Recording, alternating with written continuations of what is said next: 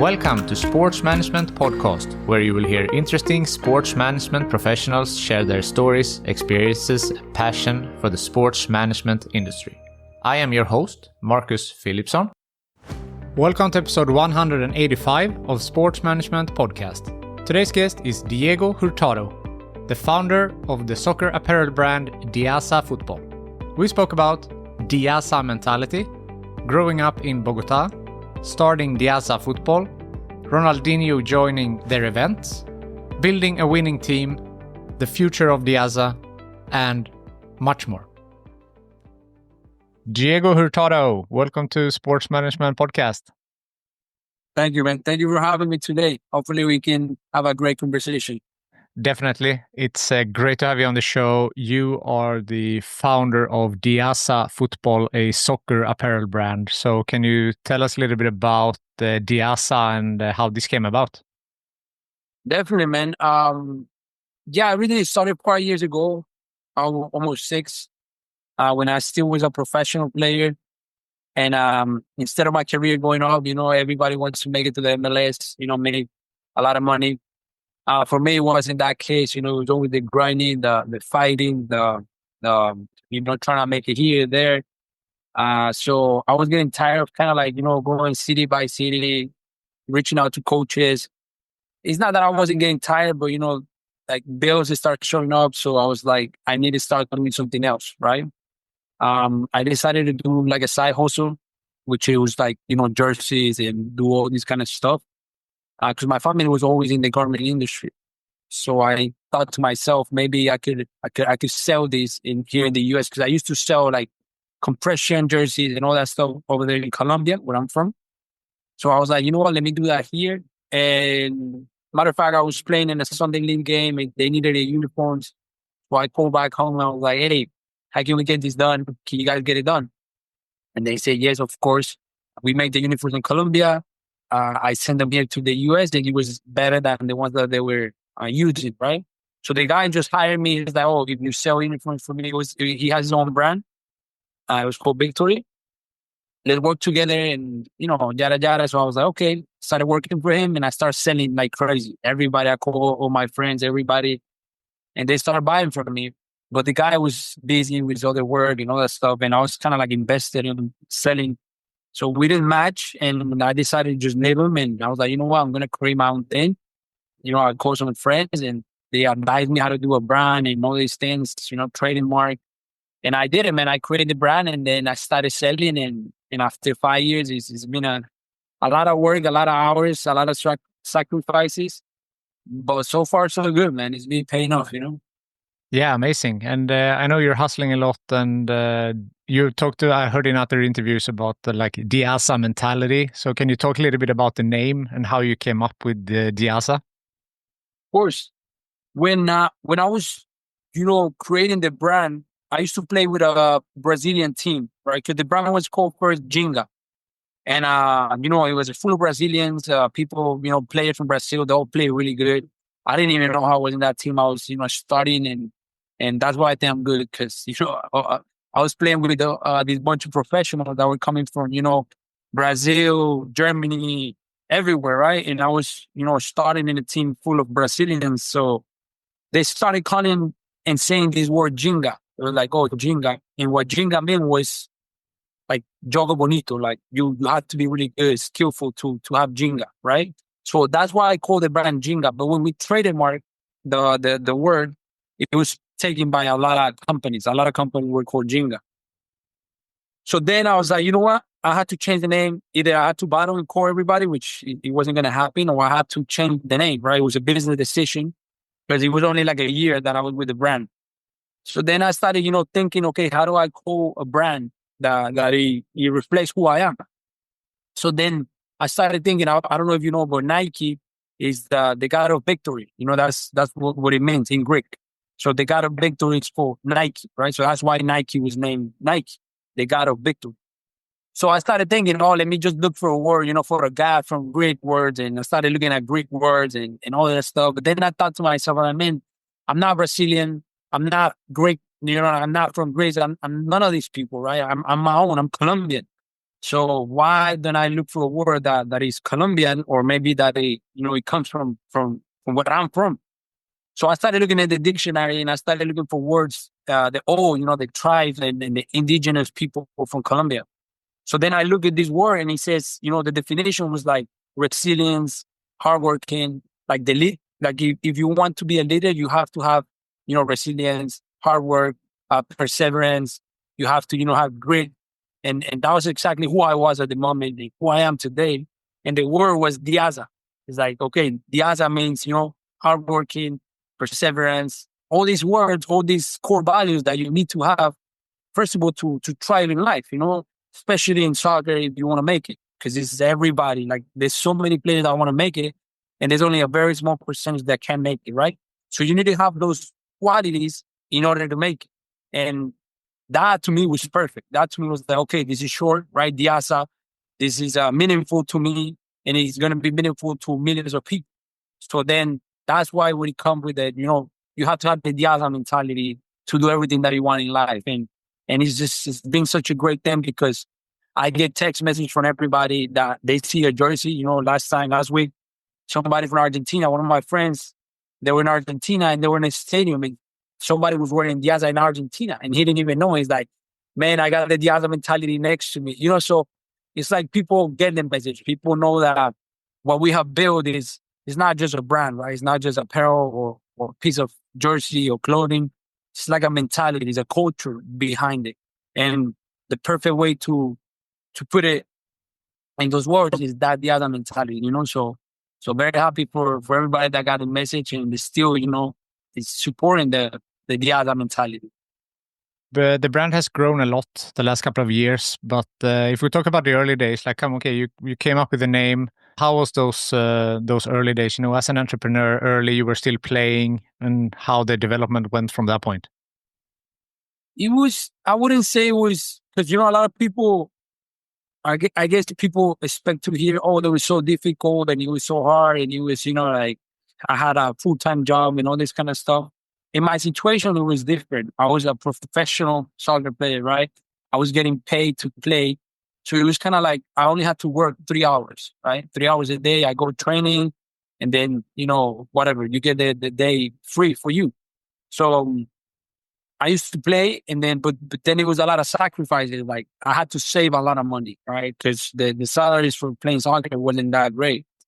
And then I had to just put in the hours, right? So to me, it was like, okay, I get paid, for my rent and those things. So now I have this amount of time that I can invest in the company and in the early days.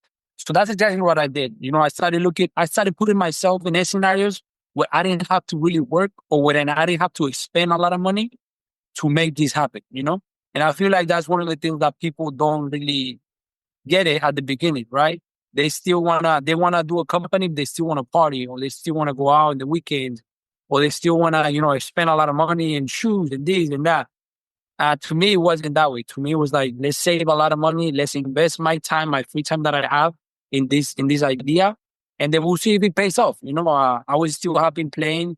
My mind was mostly like as a soccer player, like I still wanted to make it, right? Like I remember I was like 27 and I still had hopes to make it to the MLS and all these things, So my mind was really over there. And then when I was in the business side, it was more like, okay, this is something that is giving me a little bit of money to survive, but I'm not really invested into it, right? Then obviously when 1, 2, 3 years happen and then you see that the business is growing, in my case was that this is my soccer career, the business started kind of like surpassing, right? So I had to come to the point where like, okay, what are we going to do? Are we going to keep trying this that is not working?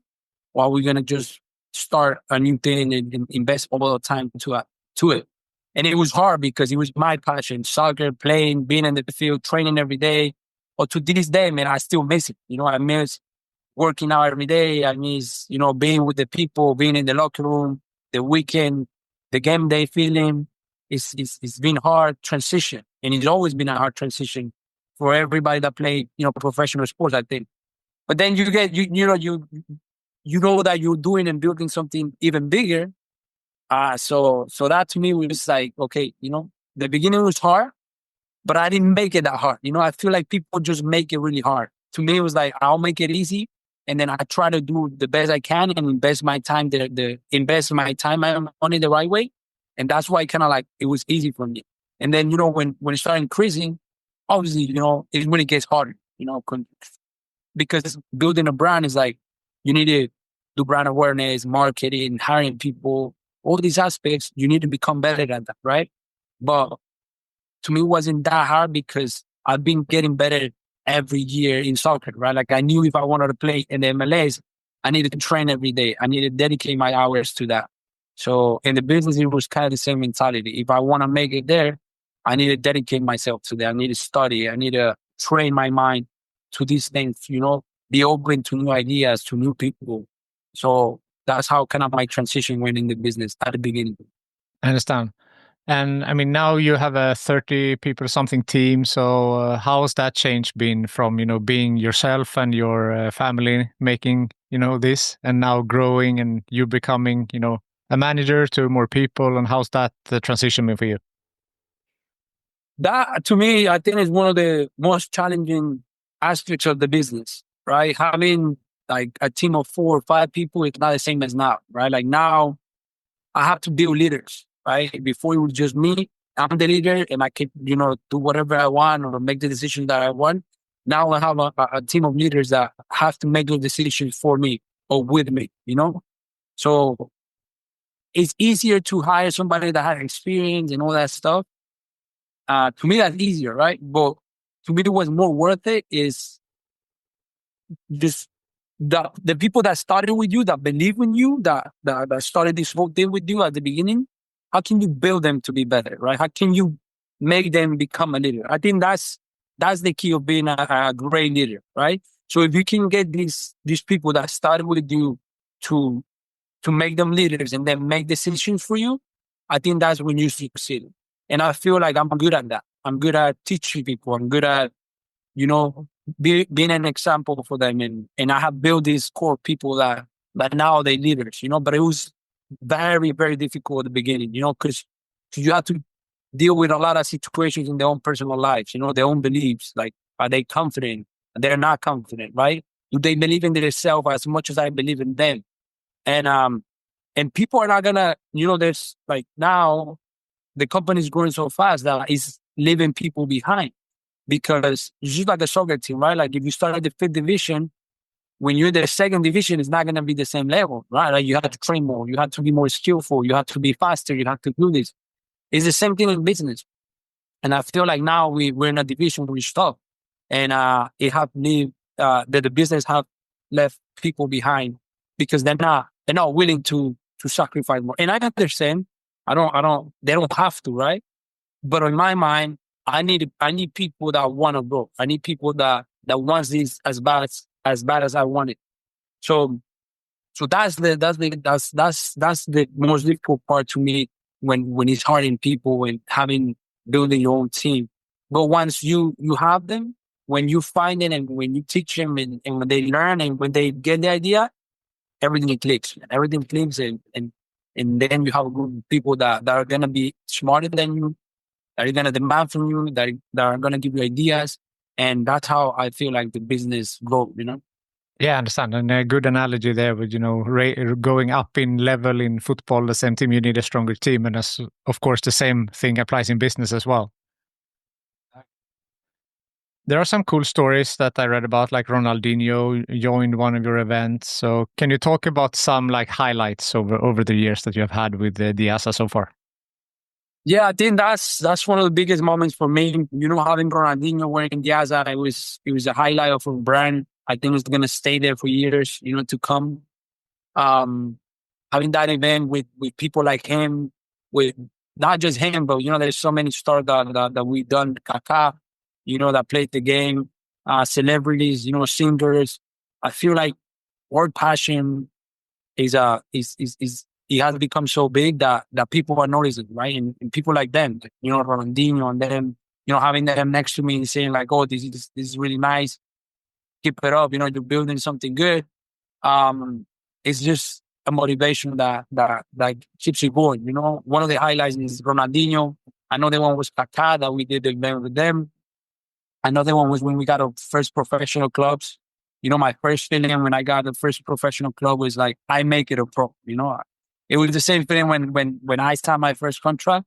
It was kind of the same feeling, and I was extremely happy because that was where I wanted to go, right? And then every time I sign, like new teams, like bigger teams, it's like, okay, I have scratched one of my goals. Like one of my goals was to get in the USL Championship second division, which I already have. I am with Brooklyn FC. USL One Super, which is Division One for women. That was a great feeling too. Being in the stadiums, being international. One of the professional teams that we have in Italy. Now we just signed a team in Spain. So all those, those are some of the highlights that I would say that you think about it back in the day and you say like, wow, like we made it this far, So I'll say those are some of the moments that I cherish the most. I understand that. So if we flip the question, like, has there been some bumps on the road, some specific difficulties over the years? I'll say yes. In the business side, I think we've been blessed and we didn't have many difficulties. I think now we're facing the most difficult times at the company because now, like, we need to raise a lot of capital. We need to, now we are in the game, right? Like, I feel like for the past 5 years that we were nobody, right? Now it's like, okay, we're competing against big brands and we're taking deals from them and they seeing us and they attacking us and they're like, oh, because it's like a war, man. Like they take your clients and now they offer free teams and now they give money to people, sponsorships. So now it's like, okay, we're in the real game now. Now we have to compete, so now you have to structure it as your business in a way that you can still compete, giving sponsorships, giving money, or how can you get that money back? It's a numbers game, and that's some of the difficulty that you have now. Some of the people that been with us since day one, now that we grow so much, they kind of see us like, oh, who do you think you are now, right? Because now we come with demands. We tell them, hey, we're more organized, we're this, we're that, or they don't have access to me because before it was me selling to everybody, right? So some of the owners don't have the same access to me as it was before. So now they get kind of, mad or they don't get it. And those are some of the difficulties that you have when you grow so much. And I feel like we're facing that right now, right? Some of the people with like, hey, I want to be like your top team, right?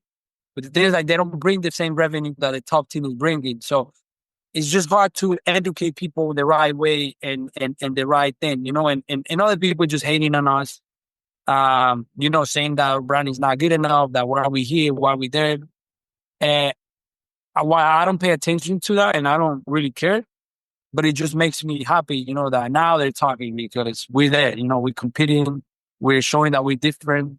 And that just to me is what I've been working so hard for, But now if you're not mentally strong, if you don't have a core people that is strong, you will never survive this kind of environment. So right now, I think we're in a transition period where, okay, we're here to compete.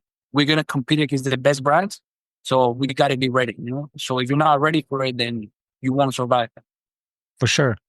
So now looking ahead, you said like now you're finally in the leagues. Before you had you came from, as an underdog. Now you're up in the big leagues, let's say. What do you see? Where do you see Diaza in, a couple of years? What's the vision now forward? What I see Diaza is our main goal is to be one of the top brands in the US. We need to be recognized in the whole country. Our market in the US it has to be exception. From the obviously MLS is out of reach for right now. So any second division down, we have to be there, right? We have to compete. We have to be one of the main brands over there, and we need to get there. Like that's what I see Diaza from in the next couple of years, right? We want to have national teams. We want to be at the World Cup, for the next World Cup, not the next year, but the one the 4 years after. We want to be there, right? And we're working towards that, right? Like right now, we're talking to national teams, and we definitely that's one of our biggest goals to have. Also, I feel like my attachment to Colombia, South America, can make me bring something there as well. There's a lot of brands in South America that don't have the knowledge and don't have the power, right, to become something big. So I feel like us coming from the US and aiming this market, it could be huge. It could be huge, and I'm sure that I can make it happen. So I see Diaza all over, you know, obviously North America, South America, and a lot of markets from Europe. I mean, Europe is different. There's a tons of teams, leagues. So, and I don't see it is so difficult. But my main goal is to, be a well-established American brand. So that's what I want to do. And that's what I see Diaza in the next coming years. So would MLS be a final goal to do that at some point? I mean, I'll say yes, but the thing with MLS is they're attached to Adidas for the next 10 years, So, I mean, in 10 years, Diaza has to be in another, in another level. So I don't know. I don't know what's gonna happen with them. I don't know if there's gonna be another, because right now they're saying there's gonna be another first division. So many things can happen, man. Like soccer in the US is growing as fast as we are, So we gotta be ready for anything that comes our way. And being, and I'm sure we're not gonna be the only brand coming up. There's gonna be other people, there's gonna be other brands that wanna get in the US market. It's just difficult for them. If they're not here, if they don't know the landscape, if they don't know that there's more than just MLS, they're gonna be confused. So I think we have that leverage. I know, and I play all these leagues. I know, I know the whole landscape. So I think that gives a lot of advantage in the game. Now it's just time to kind of structure the business the right way and to target the right teams and the right people, right? Because not every business is for you. It's the right business for you, right? And we're not going to be fit for every team out there neither. So you got to find that balance, the right business, the right partners. And MLS is just, I don't see it in the next 10 years, obviously. But after that, I mean, who knows, if they don't attach themselves to just one brand, we definitely will compete in the first division. We definitely can get some of the teams, So I don't see out of reach. It's just, we just got to see what happens after the 10 years they have with Adidas, Leaving Diaza for a moment, I'm interested in you and your journey. I know you're from Bogota, Colombia. So can you tell a little bit about your upbringing, where you grew up, and your journey, moving to the US, and how's that been like? I grew up in Bogota, Colombia. I was born and raised over there. I left Bogota when I was 16, 17 years old. I was playing and training in a club called Equidad Seguros, which was a professional team. And I had to make a decision by the age of 16 to either stay there training with the pros, because I was probably going to make it. I was already training with them, and the coaches wanted me to stay, or leave with my mom, right? Because my mom was going to the US. So she kind of like told me, okay, are you going to leave with me, or are you going to stay by yourself? And even the coaches told me, listen, I was injured by that time. I had a serious injury at the age of 16. And the club was holding me to just get back in the field and play with them and maybe sign me, right? So I think everything happens for a reason, because if I wouldn't be injured, I would stay in Colombia, And then what makes me come with my mom was because I was very injured. And one of the coaches told me, listen, if you're not going to get good in a month, we're not going to get you. Like, we're going to release you. So then I was like, you know what? Let me just go with my mom, and then it's going to be easier in the US to play soccer. And then I came to Miami. I came with my mom, and I started playing high school, right? When you go from pros to high school in the US, is a lot of difference. So obviously I got there, and everybody was like, wow, this kid, he can, he can play, he can ball. Then they took me to an academy. It was called DA Academy. It was Development Academy, which is now MLS Next. And then I started playing a lot, I was one of the best ones in the teams. But then they started charging me money. And then I asked my mom, and obviously she didn't have any money.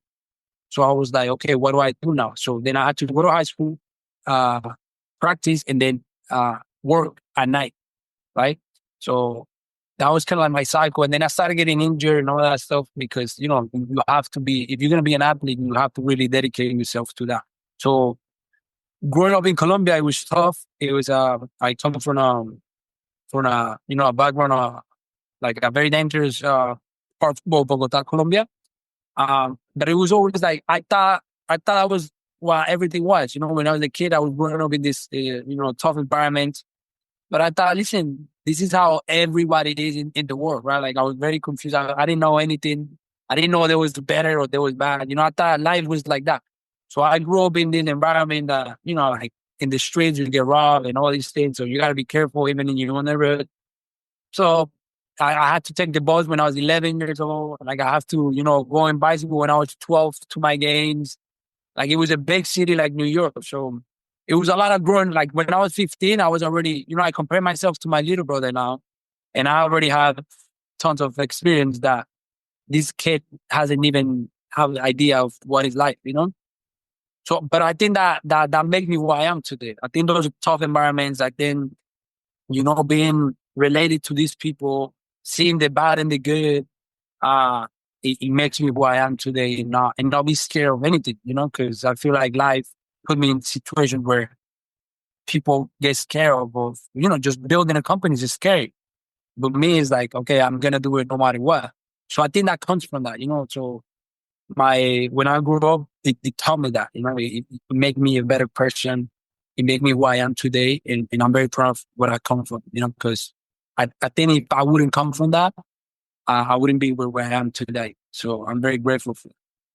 I understand that. And I mean, it's genuine and everything is that you said with the company, also with Diaza, that you can see that, and your resilience and everything that you have, that comes from that and it shines through also in your business as well. Yeah, exactly. Back in the day, in Colombia, it was the same thing. It was, okay, I got to go to training. I remember one day I didn't have cleats and then broke in the game, and then I had to ask everybody to kind of like chip in for my cleats. And I started crying and I started doing these things, but those things make you, stronger. So when I started this whole journey and all this, even when I was a player here in the US, I never gave up. Like I never took, I got tons of notes like, hey, no, you're not good enough. Hey, no, we're not going to take you. No, no, no. It was a lot of them. But I was always keep on going. Like I was like, nah, I'm going to go, and I go to Las Vegas and I go to Milwaukee, and I go to Tulsa and I go here, California, and I go there and then I go back to Miami, but I keep trying, right? Like I keep on trying. I never gave up on soccer, right? I think soccer gave up on me the other way around, because I never gave up. I still play some of the weekends, but obviously when you grow and when you have something better, like you have to make a decision. But for me, it was an easy decision, right? Because it's still soccer. Like I still go to the state now. I'm sitting down with owners in the stadiums and with their teams, and that just makes me wow. Like maybe as a player, I couldn't achieve this, So it makes me very grateful for everything that I've done and where I come from, and those battles that I live in Bogota, because it was battles, every day. Like my high school was very tough. Like you have to really take care of yourself and like you gotta be careful and taking the bus in a city, like it's very tough, So those are scenarios now that I picture them, is like wow, like me as a kid, I survived that. As an adult in this world where you have everything in the US, where you have access to anything, like I could definitely survive anything that comes my way and I can make it happen. So that's how, where I come from make me this person today. That's very inspiring. And as you said that like gave up on football and stop and you have to make a decision, but still you're in a position where you work with football, right? So you're still close to the game, although you're not playing it as much as before. Yeah, exactly. Like I say, it's never easy to leave something that you love so much, especially if you do it every day for so many years. But I think it was a little bit easier for me, right? Because it's still soccer. Like I'm talking to you about soccer. I talk to every single owner about soccer, and now I have a knowledge that people want to pay attention to me, and they want to know what am I thinking, and they want me to kind of like advise them how to build this brand, right? Because now it's not just soccer; it's a brand too. Hey, how do you build this brand? How can you help me to bring my own brand? So it has become something that I'm very, very, very happy to talk about, right? And we're never away from soccer. It's like I'm still talking about players. Now I talk about, like teams, owners, sporting directors, agents.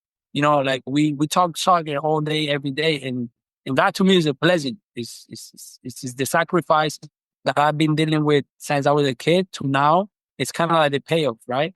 That I get to live and do what I want, what I love still, even though it's not as a player, but now it's in like the business side. So it's definitely something that I'm very happy about. So all these things like entrepreneurship, business, leadership, branding, marketing, are you self-taught on all of this? Because I think you studied criminal justice, if I'm correct, at school. So, I mean, is everything else, like all of these are self-taught as you have gone? Everything is self-taught. I studied criminal justice because when I was in college, like I went to Thomas University and NA program because of soccer.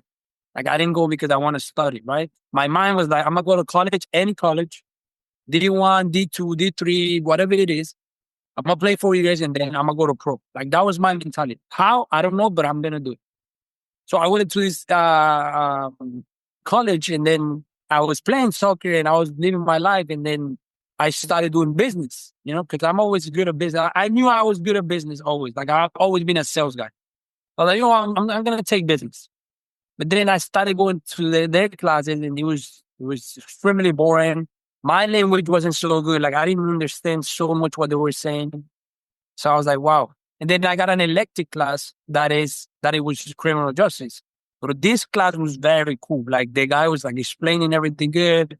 He has like mannequins on the floor. He's like, the crime scene. Let's solve this.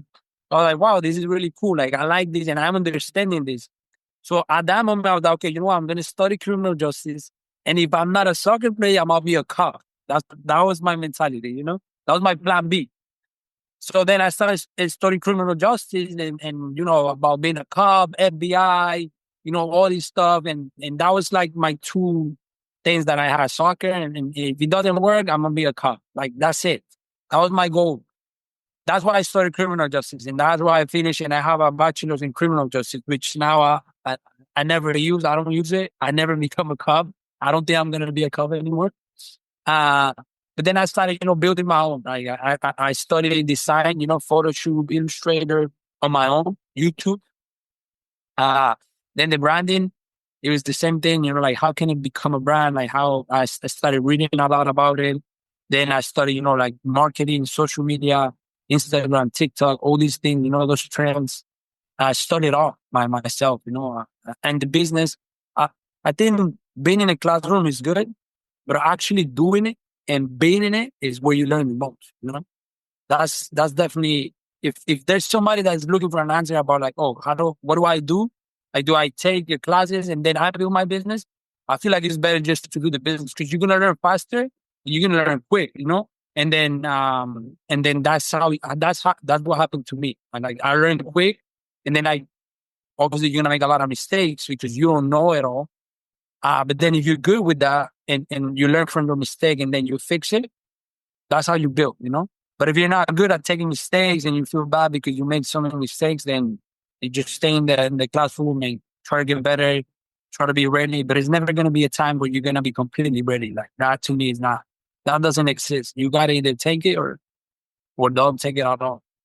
No, you beat me to my second question there because I usually ask for like some good advice because there are young people listening that they want to maybe get into the sports industry or they're early on. And what are some advice? Now you mentioned like you need a practical knowledge as well, not just a theoretical one, but any other advice for people who wants to make it in the football industry?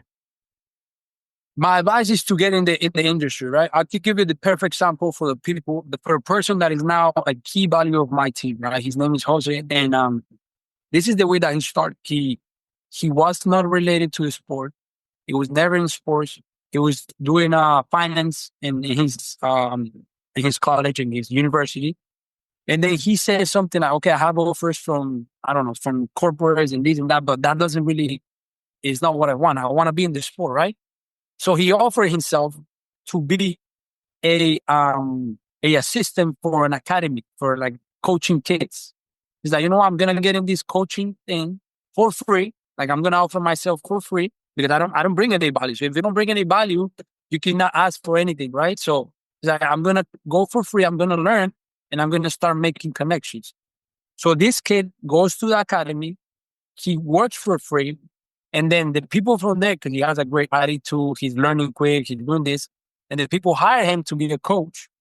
He becomes a coach, and then Diaza comes and take the whole academy. He's wearing Diaza, and then he comes to Diaza and asks to one of us celebrants, hey, what do you guys do? Like, I like your story. I like Diego's story. Is there any way I can go to the office and, just have a chat? So he comes to the office. His attitude is great. I didn't even pay attention to him at the beginning, but his attitude was great. He was there. He was working. And now, after a year, we hired him. And he's now here. And he's the VP of sales of Diaza because he brought value. He got into the industry. He had to do it for free now. Now he's making money because he built some of the system that we didn't have. He brought some finance knowledge that I didn't have. He brought these things that we didn't have at Diaza, and that only took him because he wanted it, right? Like he wants to be in the industry.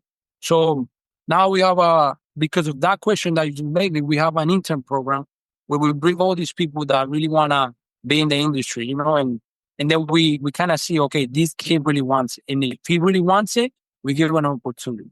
So to me, it's pretty easy. Just put yourself in a position where people really want you because of your attitude and because you want to do something, right? And just go and look for it, right? Don't wait for it. Don't wait for the opportunity because the opportunity is not going to come to you. You have to go and look for these opportunities. So if you're willing to do that, you're going to get in the industry. If you just waiting, the industry is never going to come to you because it's saturated. There's a lot of people in the industry.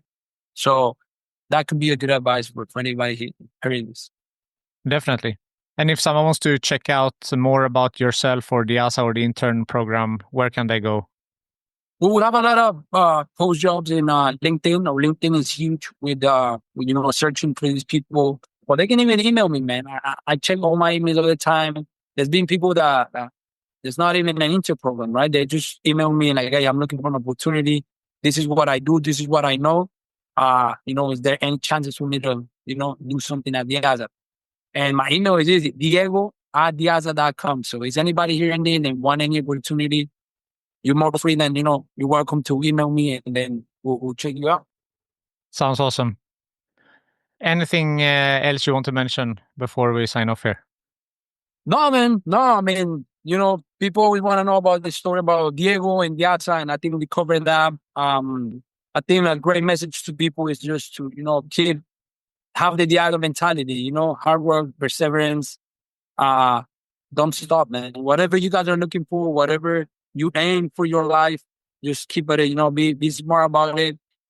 Don't follow the crowd because the crowd is full of noise right nowadays, like the Instagram post, the perfect lives. That doesn't, their morning routine and all that stuff.